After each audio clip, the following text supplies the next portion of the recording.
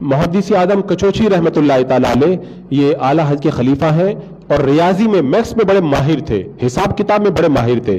تو جو کسی کا انتقال ہو جاتا تھا تو کس کو کتنا حصہ ملنا چاہیے، یہ جو فرائض کا جو مسئلہ آتا تھا، میراث کا جو مسئلہ آتا تھا، ترکے کا جو مسئلہ آتا تھا، اعلیٰ حضرت انہی کے حوالے کر دیتے تھے.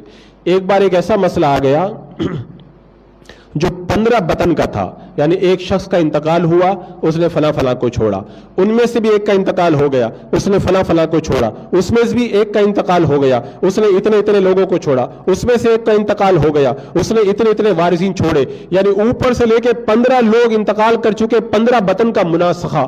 بتاؤ اتنا لمبا مناسخہ، جب ہم 2-4 جو ہے وہ بطن کا مناسخہ لگانے بیٹھتے ہیں تو بڑی محنت کرنا پڑتا ہے. حضور محدث اعظم کچوچی رحمۃ اللہ تعالی علیہ بیان فرماتے ہیں 2 رات اور 1 دن تک میں محنت کرتا رہا، کیونکہ بڑا مشکل مسئلہ تھا، 15 بطن کا مناسخہ تھا. اس کے اندر بتاتے ہیں کہ جو وارثین تھے اور جو مرنے والے تھے ان کے نام فل اسکیپ، جو لمبا کاغذ رہتا ہے 2 فل اسکیپ کاغذ میں، تو ان کے نام آئے ہوئے تھے.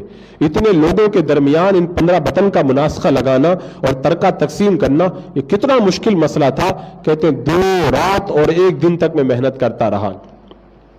عصر کے بعد اعلیٰ حضرت سرکار بیٹھ گئے. میں بیٹھا کہ مسئلہ سنا دوں، میں نے اس سے مسئلہ حصہ بانٹا ہے، اعلیٰ حضرت سن کر کے اس کو تصدیق فرما دے، اس کی تصحیح فرما دے. کہتے ہیں میں سنانا شروع کیا، ابھی جواب نہیں پڑھ رہے، سوال پڑھ رہے.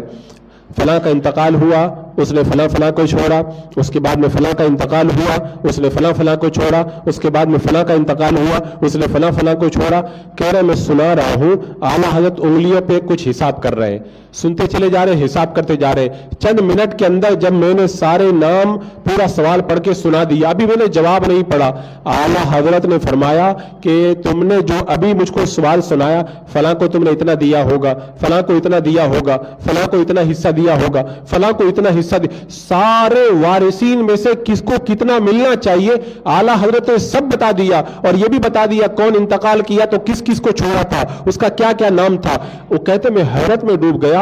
2 رات اور 1 دن تک محنت کرنے کے بعد اگر مجھ سے کوئی پوچھے کہ کتنے نام ہیں، میں ان کے نام نہیں بتا پاؤں گا. اعلیٰ حضرت نام بھی بتا رہے ہیں اور سوال سن کر کے کوئی محنت بھی نہیں کی، یہ بھی بتا رہے ہیں کس کو کتنا حصہ ملے گا. اسی لیے تو کہنے والے نے کہا تھا کہ وادی رضا کی ہے کوئی ہمالا رضا کا، جس سمت دے کیے وہ علاقہ رضا کا ہے. اگلوں نے بھی لکھا بہت کچھ علم دین پر، اس صدی میں جو کچھ ہے وہ تنہا رضا کا ہے. یہ اعلیٰ حضرت سرکار کو اللہ تبارک و تعالیٰ نے قوت حافظہ عطا فرمائی تھی. کیوں؟ بندہ جب نیک ہوتا ہے، پرہیزگار ہوتا ہے، متقی ہوتا ہے، جو بھی بندہ نیک بنے گا اللہ تعالیٰ اسے علم کا نور ضرور عطا فرمائے گا. اگر اس کے دل میں علم کی تڑپ ہے